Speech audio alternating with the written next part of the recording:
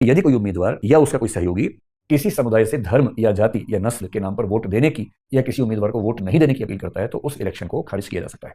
Election हो रहा था विधानसभा का। उस इलेक्शन स्पीच में यह कहा गया, एक वाक्य बहुत प्रसिद्ध हुआ उस सुप्रीम कोर्ट के फैसले में, जिसका भाव था कि यदि मैं इलेक्शन जीता तो महाराष्ट्र भारत का पहला हिंदू राज्य बनेगा। ऐसे कुछ वाक्य इस्तेमाल किए गए। तो ये इलेक्शन जीत गए और बाद में जो विपक्षी व्यक्ति थे उन्होंने केस कर दिया और इलेक्शन रद्द होने की बात आई तो ये लोग अपील में सुप्रीम कोर्ट चले गए।